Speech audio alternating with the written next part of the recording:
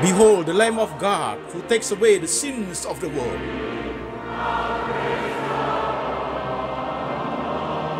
Jesus said, I am the way, the truth, and the life. No one comes to the Father but by me.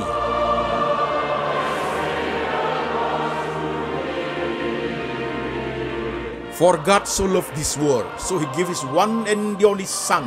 Whoever believes in him shall not perish, but have eternal life. Shalom, jemaat sekalian, saya Pendeta Antoni Chang. Apa kabar saudara sekalian? Salam kepada seluruh jemaat setia pendengar firman lewat Latsmi, Lembaga Antoni Chang Ministry Internasional.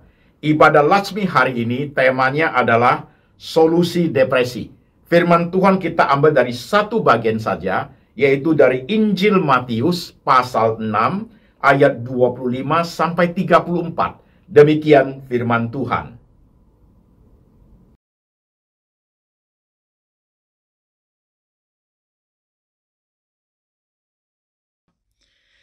Karena itu aku berkata kepadamu, janganlah khawatir akan hidupmu, akan apa yang hendak kamu makan atau minum.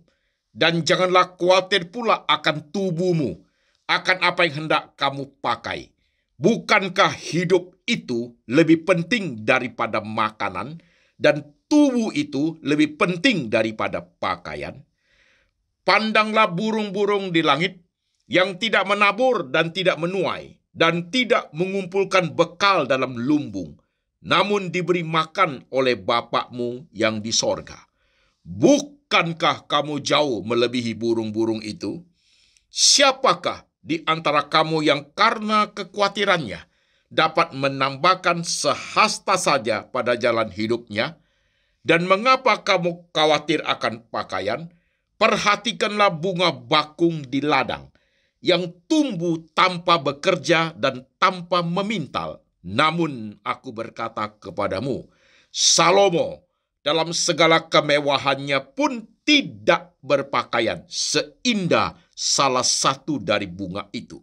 Jadi jika demikian, Allah mendandani rumput di ladang yang hari ini ada dan besok dibuang ke dalam api, tidakkah ia akan terlebih lagi mendandani kamu, hai orang yang kurang percaya? Sebab itu, janganlah kamu khawatir dan berkata, apakah yang akan kami makan? Apakah yang akan kami minum? Apakah yang akan kami pakai? Semua itu dicari bangsa-bangsa yang tidak mengenal Allah. Akan tetapi Bapakmu yang di sorga tahu bahwa kamu memerlukan semuanya itu.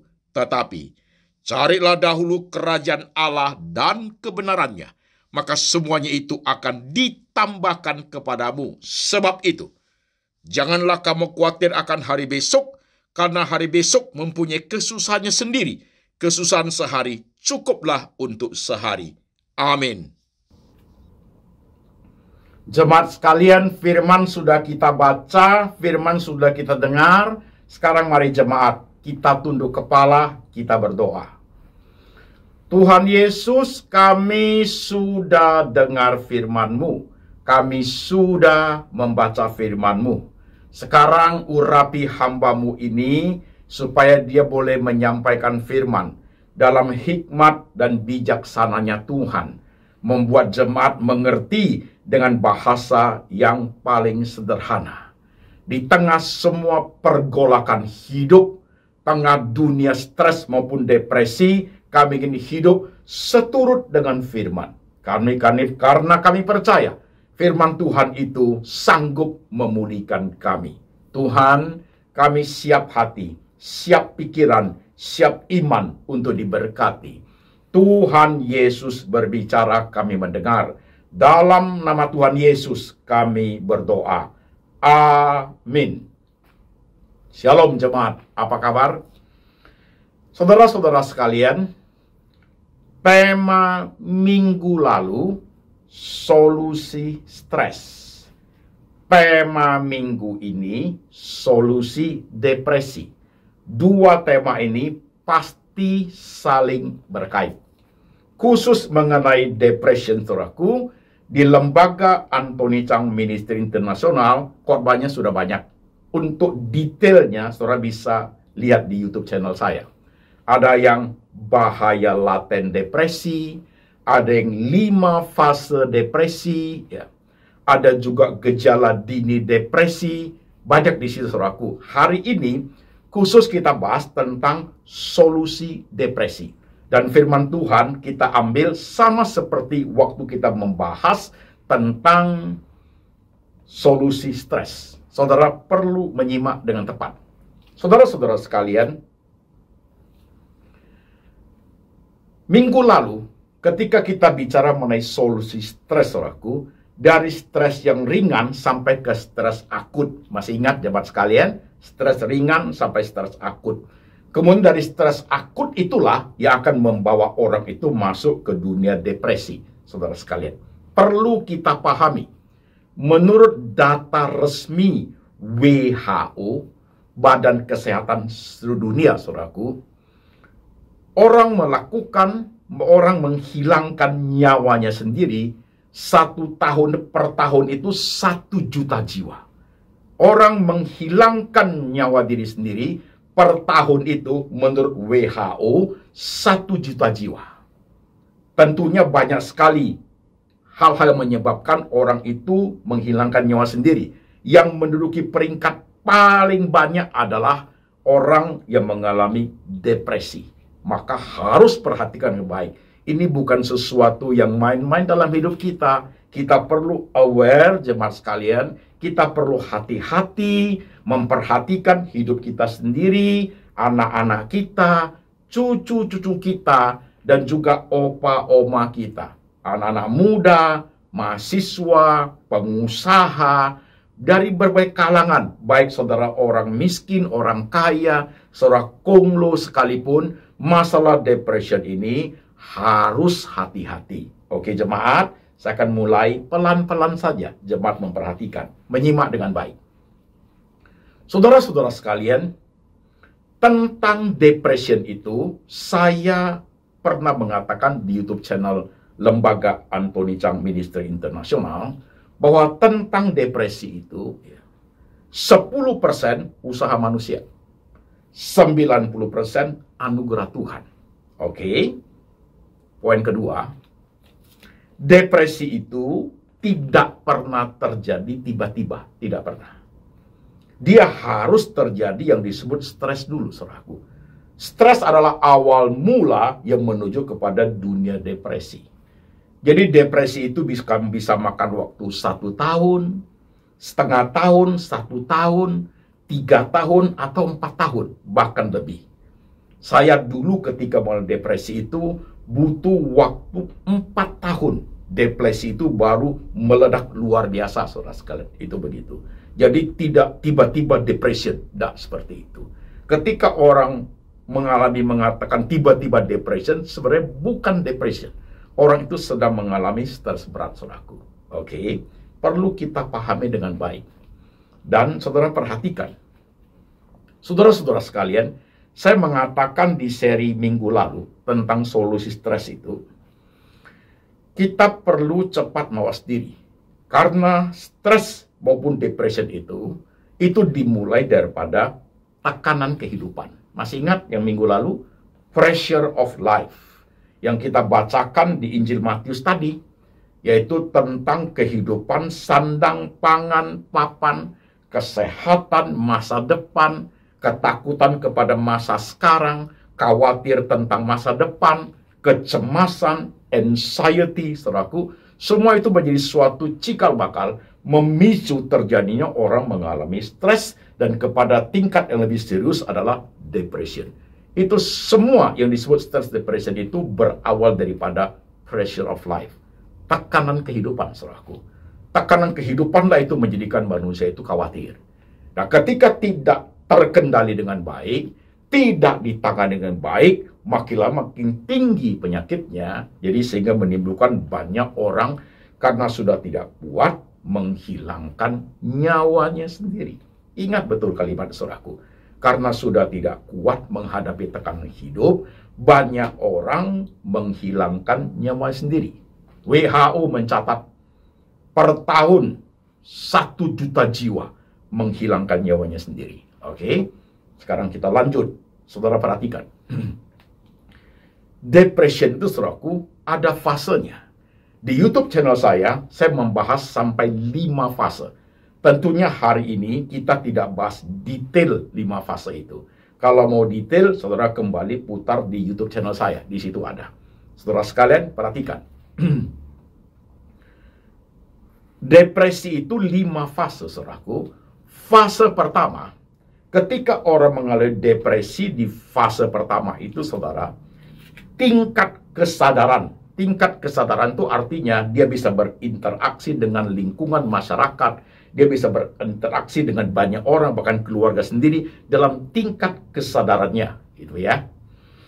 Itu 80%. Tingkat hayalannya itu, saudaraku, 20%. Itu orang depresi fase pertama. Jemaat menyimak dengan baik. Orang depresi di fase pertama itu, saudaraku, tingkat halunya 20%. Tingkat kesadarannya dalam dunia nyata 80%. Dan orang di fase 1 itu, dia sudah pasti makan obat tenang, obat tidur dari dokter. Itu terjadi pada saat di stres akut. Ingat, stres akut juga sudah harus makan obat. Masuk fase pertama depression itu, orang itu tetap harus makan obat, saudaraku. Karena dia sudah di dunia depresi. Dia harus makan obat. Ya. Suara-suara yang dulu ada di depresi itu, saudaraku, dulu yang ada di stres itu, muncul kembali di depresi yang dialami. Ada suara-suara, dia ngomong sendiri, saudaraku. Itu tensionnya makin kuat, saudara sekalian, makin kuat. Orang-orang seperti itu, saudara sekalian ya, fase pertama itu masih bisa ditolong. Jadi saudara sekalian perhatikan, orang yang stres ringan, stres menengah, stres akut, sampai stres depresi fase pertama, masih bisa ditolong. Masih bisa. Saya ingatkan saudaraku, depresi fase pertama, stres akut, stres menengah, stres ringan, itu masih dalam tahap masih bisa ditolong. Saya pun mampu, saudaraku, melayani jemaat yang seperti itu. Oke? Tapi saudara harus menyimak dengan baik. Orang yang ada di depresi akut, depresi fase pertama, fase kedua, fase ketiga, keempat, dan kelima, akut ya, dari stres akut, depresi fase pertama, fase kedua, fase ketiga, fase empat, dan fase kelima, itu setiap fase itu possibility untuk menghilangkan nyawanya itu ada. Oke, itu ada. Saudara perlu paham dulu pelan-pelan. Nah, saudara perhatikan. Dari stres akut ketika masuk ke dunia depresi itu, saudaraku, masih bisa ditolong. Harus cepat sedikit. Jemaat perhatikan, saudara-saudara. Yang saudara punya anak, saya tangani banyak, saudaraku, yang mahasiswa, mahasiswi, yang pengusaha, ibu rumah tangga, anak masih remaja, alami hal seperti itu. Dia di depresi, dari stres akut sampai depresi fase pertama masih sangat besar bisa ditolong, saudaraku. Tentunya harus dia makan obat, perhatikan. Harus makan obat dari dokter supaya bisa tenang. Jikalau tidak makan obat, tidak tidur 3 hari, mata menjadi liar, ya, tidak ada konsentrasi, bagaimana Pak Pendeta bisa mengajar? Tidak mungkin, saudaraku. Jadi sangat butuh bantuan dokter. Carilah psikiater, carilah psikolog untuk menolong, saudaraku. Jangan pernah alergi atau berpikir negatif tentang obat dari dokter. Karena orang yang mengalami stres berat dan depresi fase pertama, dokter itu sangat diperlukan. Selain daripada pendeta yang melayani. Oke, saudaraku. Jadi depresi fase pertama itu, karena dia hayalannya 20%, kesadaran 80%, masih bisa kerja loh. Masih bisa kerja. Masih bisa kerja, masih bisa aktif, ya, bisa kuliah, masih bisa, saudaraku. Masih bisa, tetapi gejalanya sudah kelihatan, ya. Keanehan tanda kutip itu sudah kelihatan, saudaraku. Sering ngomong sendiri, konsentrasi terpecah-pecah, sudah seperti itu, saudaraku. Dari stres sudah kelihatan. Jadi suara-suara itu makin jelas, makin banyak pengaruhnya ke dia. Oke, nah ini masih bisa. Jadi kalau jemaat, saudara sekalian, wah anak saya kok begini nih, nah itu sudah harus cepat ditangani, saudaraku.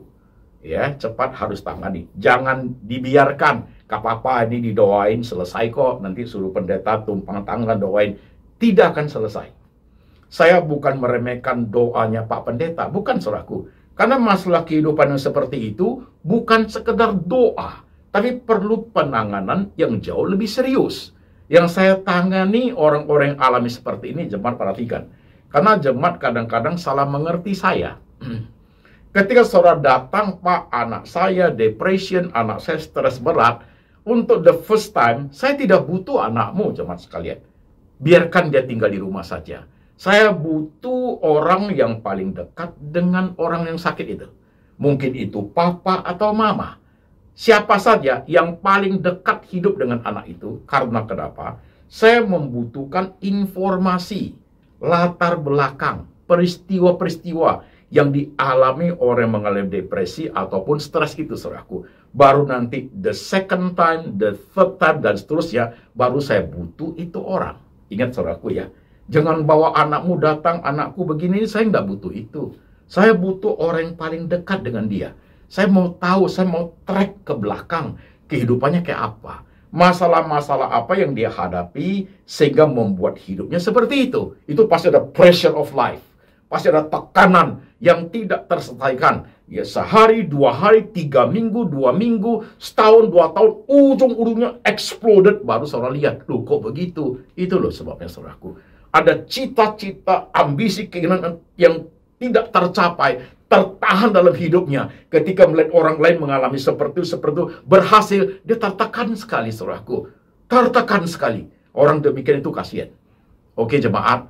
Kalau anakmu, keluargamu alami seperti itu dalam stres akut dan depresi fase pertama, saudara bisa kontak saya. Oke, kita tangani sesuai dengan anugerah Tuhan lah. Ya. Nah, saudara perhatikan.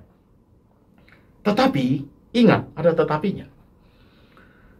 Ketika depresi fase pertama itu kita anggap remeh, walaupun anak, suami, orang tua masih bisa kerja loh, bisa bawa mobil. Iya, saudaraku, bisa kerja, bisa bawa mobil, bisa dagang.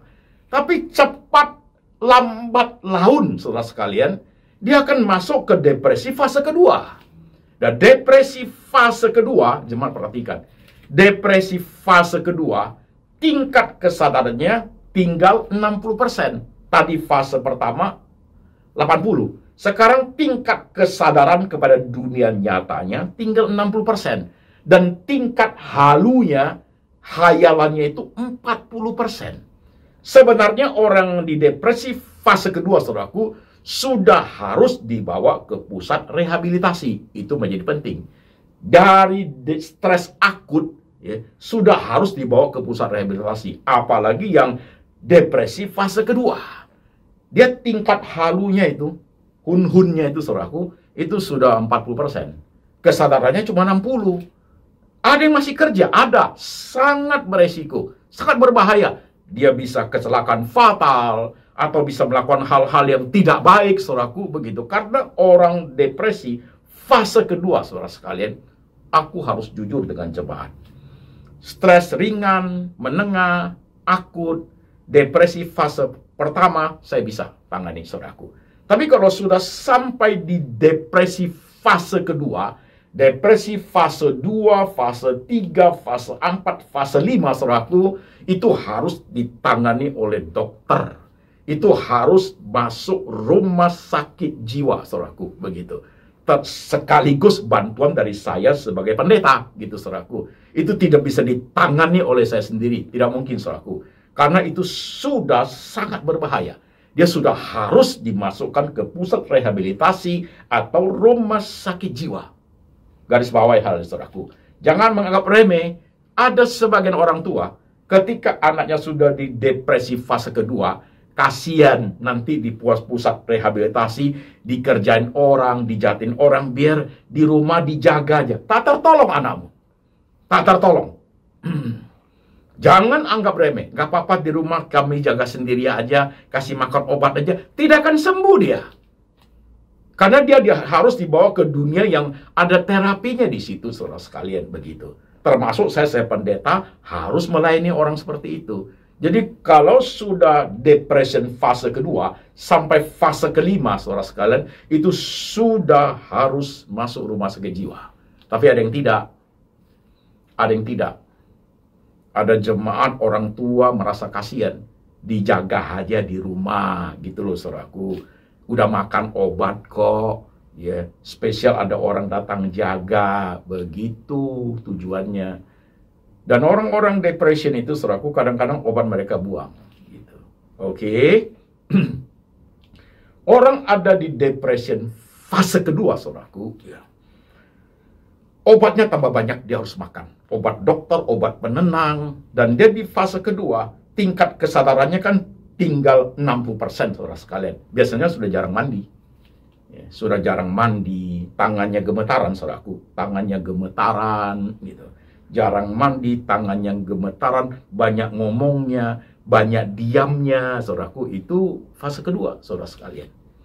Dia sudah tidak begitu sense kepada dunia nyata. Tinggal 60% kok. Kadang-kadang iya, kadang-kadang sama sekali tidak, saudaraku. Itu fase kedua. Cukup kasihan.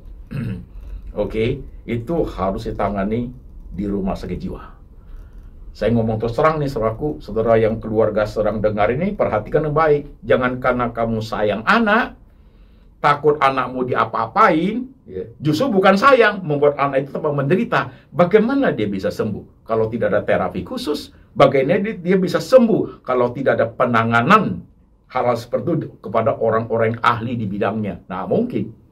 Oke. Nah, ketika orang tidak ditangani, dia masuk ke depresi fase ketiga. Ini sangat bahaya.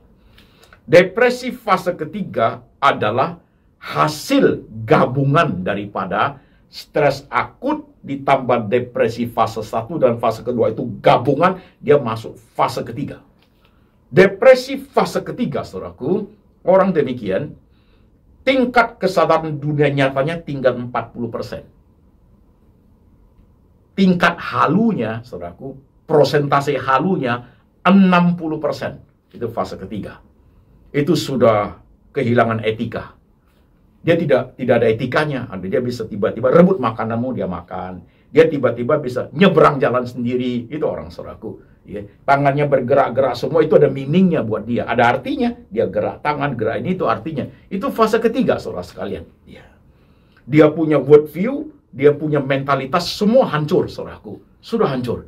Jadi dia seperti orang yang dunia sadarnya tinggal 40%. Can you imagine, saudaraku? Kayak apa itu manusia? Tingkat kesadaran di dunia nyata tinggal 40%. Kadang-kadang ingat nama, kadang-kadang enggak loh. Kadang-kadang enggak peduli lingkungan, saudaraku. Tidak peduli lingkungan, tidak sadar bahaya. Itu loh, fase ketiga itu, saudaraku. Sangat beresiko. Possibility untuk menghilangkan nyawanya itu sangat besar. Bahaya ya. Gimana kalau fase keempat? Depression fase keempat, saudaraku, tingkat kesadarannya itu, dunia nyata itu 20%. Halunya, ya, tingkat hayalannya itu 80%. Orang demikian itu sudah linglung di fase keempat itu. Sudah linglung, ya, bisa dia tidak berpakaian, saudaraku, ya. Makanan basi pun dia makan, kotoran pun dia makan, saudaraku. Itu udah fase keempat itu, depresi itu, dia sudah lupa diri. Kasian sekali itu orang. Sudah lupa diri. Sudah lupa diri. Ya. Dia bergerak berdasarkan suara-suara di kupingnya ini, saudaraku. Suara sakit jiwanya, gitu. Kalau suara sini ngomong pergi, suara sini ngomong pergi, dia masih sedikit lebih tenang. Tapi kok di sini ngomong pergi, yang di sini bilang jangan, saudaraku. Dia teriak histeris, dia bisa teriak sekencang-kencangnya, dia bisa nangis sekencang-kencangnya, dia bisa ketawa sekencang-kencangnya. Itu fase keempat, saudaraku. Luar biasa bahayanya. Nah, kalau dia sudah masuk fase keempat aja, tingkat kesadarannya cuman 20%. Dunia halunya 8%. Bagaimana fase kelima? Udah nggak jadi orang, men. Depresi fase kelima adalah kumpulan daripada stres akut, depresi fase 1, 2, 3, 4. Itu semua masuk ke depresi fase kelima, saudaraku. Orang itu hidupnya bukan gerakan tangan apa semua, bukan dia lagi, saudaraku. Itu digerak oleh suara. Jiwanya terpecah-pecah, saudara sekalian. Jadi orang yang ada di fase kelima itu hanya ada 3 kemungkinan. Jemaat perhatikan. Hanya ada 3 kemungkinan. Kemungkinan pertama, dia akan dimasukkan ke rumah sakit jiwa seumur hidup sampai meninggal, saudaraku. Itu kemungkinan pertama. Bagi saudara yang punya uang, dari keluarga yang kaya, saudaraku, you bisa bayar ke rumah sakit jiwa untuk orang sakit itu sampai mati. Karena rumah sakit jiwa itu, saudaraku, cukup mahal. Saya teringat zaman saya waktu saya sakit jiwa, saudaraku. Saya masuk ke rumah sakit jiwa itu 1 tahun. Itu sekitar 34 tahun yang lalu. Saat itu bayarnya 1 hari 50.000. Udah termasuk dokter, termasuk makan, termasuk tidur, ya. Belum termasuk obat, saudaraku. 50.000 34 tahun lalu. Itu zaman dulu. Sekarang udah berapa? Jadi sedikit humor, jemaat yang masih tingkat kesadaran masih tinggi, kalau rasa-rasanya pingin sakit jiwa, pingin depression, nggak mau sembuh, nggak mau diobati, nggak mau diajar. Ada orang begitu. Orang stres, auban. Orang depresi, auban. Nah, kalau stres, auban tidak mau ditolong, saudaraku, bahaya. Dengerin saya ngomong. Kalau you auban, udah tahu ada gejala begitu, auban, nggak mau. Nggak apa-apa kok saya. Supaya you tidak masuk rumah sakit jiwa, cek dulu itu buku tabungan. Buka tabungan BCA itu. Cek you punya uang. Tinggalnya 2.200.000. Jangan gila ya. Rumah sakit jiwa itu mahal. Gitu. Jadi kalau ada rasa, aduh kok aku begini ya Pak, kok saya begini ya, maulah ditangani. Jangan bandel. Nanti kalau sudah fase yang sulit sekali, baru mau. Udah telat, saudaraku. Udah telat. Jadi orang depression fase kelima, possibility pertama, saudaraku, masuk rumah sakit jiwa sampai meninggal. Possibility kedua, saudaraku, menghilangkan nyawanya sendiri karena tidak kuat. Menghilangkan nyawa sendiri. Disuruh siapa? Suara-suara itu, saudaraku. Suara-suara itu. Pakai cara apa aja lah, begitu. Kemungkinan ketiga, orang-orang demikian dapat anugerah Tuhan. Artinya, saudaraku, tangan Tuhan yang menyembuhkan orang itu, saudaraku. Ya. Saya dapat anugerah penyembuhan dari Tuhan. Saya dulu ada di depression fase kelima, saudara sekalian. Sudah habis semua. Sudah tak tertolong, saudara sekalian. Udah masuk rumah sakit jiwa. Selesai 1 tahun itu. Udah keluar. Tambah berat sakitnya, saudaraku. Dan waktu keluar dari rumah sakit jiwa itulah berapa kali mau bunuh diri, saudaraku. Tapi tidak mati. Tuhan ada di situ, saudaraku. Saya dapat anugerah. Dari situ mengalami proses yang berbeda lagi dan menjadi sembuh total, saudaraku. Karena Tuhan. Jadi saudara perlu perhatikan dengan baik. Setiap kita mendengar khotbah hari ini. Pressure of life itu loh. Harus dipahami dengan baik. Stres itu loh. Tidak boleh anggap remeh. Depression itu loh. Tidak boleh. Ya nggak apa-apa lah, itu hal yang biasa. 1 juta jiwa orang menghilangkan nyawanya per tahun menurut WHO. Top rankingnya adalah depression yang melakukan itu. Dengar saudara ya, hati-hati ya. Silakan kontak ke dokter, ke psikiater, ke psikolog, juga ke saya bisa bantu you dalam banyak hal, saudaraku. Saya lagi rencana mau buat khotbah khusus orang-orang depression, saudaraku. Orang-orang stres berat. Jadi orang-orang seperti itu yang ikut. Yang jemaat, yang tidak ngalau itu tidak usah ikut, saudaraku. Karena cara memahami kebenaran pun, orang yang stres berat dan depresi itu tidak sama dengan orang normal. Tidak sama, saudaraku. Perlu suatu pendekatan yang lebih serius. Pendekatan cara yang berbeda, saudaraku. Yeah. Saya tekuni selama 30 tahun lebih. Karena saya orang dari dunia seperti itu, saudaraku. Oke? Jemaat menyimak dengan baik. Jadi saudara sekalian, minggu lalu solusi stres. Udah dengar? Perhatikan yang baik. Minggu ini solusi depresi. Udah dengar? Dengarkan baik dan hati-hatilah hidup. Hati-hati hidup, garis bawahi kalimat saya. Pintar-pintarlah mengurai benang kusut dalam hidupmu. Berbagai tekanan yang ada itu, pintar-pintar mengurailah. Kalau ikuti khotbah saya di lembaga Anthony Chang Ministry Internasional, ada sekitar 400-an khotbah itu, saudaraku, itu khotbah adalah seni merangkai hidup, seni mengurai kehidupan, seni untuk mengurai kesulitan hidup, bagaimana diposisikan, dikondisikan seperti apa, melihat diri dan kebesaran Tuhan. Itu khotbah-khotbah yang memulihkan jiwa, saudara sekalian. Jadi saudara-saudara yang mengalami stres ringan, menengah, berat, bahkan depression, yuk masuk ke lembaga saya, dengar khotbah itu, saudaraku. Begitu. Pahami satu persatu, dengar 3 kali, dengar 3 kali, dengar ini 2 kali, pelan-pelan menyimak. Dan di situ tidak ada sesuatu yang memaksa saudara. Itu akan mempengaruhi cara berpikir sebenarnya. Mempengaruhi gejolak jiwa. Mengajar untuk bagaimana memahami Tuhan dalam semua tingkat kesulitan kehidupan, saudaraku. Penting bukan main. Penting bukan main. Jadi saya berharap khotbah hari ini cepat sekalian. Jadi itu lengkap. Solusi stres, solusi depression ada. Tapi khotbah seperti ini tidaklah serta-merta saudara dengar, saudara sembuh depresinya, saudara sembuh stresnya. Enggak, saudaraku. Perlu obat dokter, perlu pertolongan dari saya. Saya akan menolong saudara dalam hal ini. Oke? Learn from me. Dan paling hebat adalah pertolongan Tuhan sendiri. Ya. Saudara, mungkin hari ini kalau engkau sehat normal, puji Tuhan. Kalau engkau dapat stres ringan sedikit, itu bisa tangani dengan baik. Tapi kalau you sudah stres akut, sudah ada suara-suara, kecenderungan ingin menghabiskan nyawa sendiri, kamu harus hati-hati. Apalagi saudara sudah sadar bahwa obatnya begitu banyak, masih nggak bisa tidur sampai pagi. Konsentrasi terpecah-pecah luar biasa. Bahkan sudah mulai tindakan-tindakan yang aneh-aneh, tanda kutip, saudaraku. Cuci tangan 10 kali, buka tutup pintu 10 kali, begitu. Ada kecenderungan ingin lompat, ada kecenderungan ingin itu, ini, ya teriak sendiri sekencang-kencangnya. Engkau sudah dalam situasi kondisi yang berbahaya. Oke?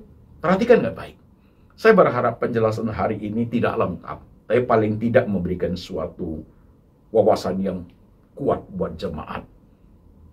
Artinya, mawas diri.